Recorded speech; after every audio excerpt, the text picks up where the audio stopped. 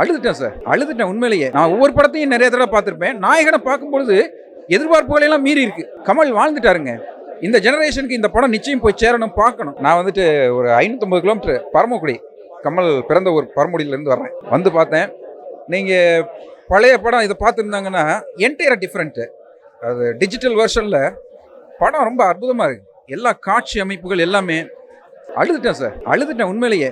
அதாவது நான் அந்த 35 வருடங்களுக்கு முன்பு பார்க்கும்போது படமாக பார்த்தேன்.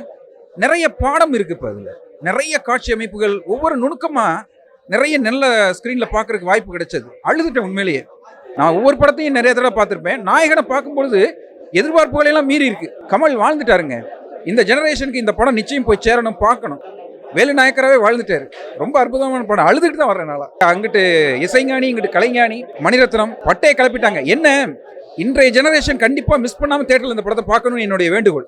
தயவுசெய்து வாங்க, தேட்டருக்கு வாங்க, பாருங்க. இப்போ இருக்கக்கூடிய படங்களுக்கு மத்தியில் இந்த படம் வந்துட்டு சூப்பர் டாப் நாட்சா இருக்கு. படம் பார்க்க சொல்லுங்க. இளைஞர்களை பார்க்கணும், அவசியம். இளைஞர்கள் பார்க்கணும் இந்த படத்தை.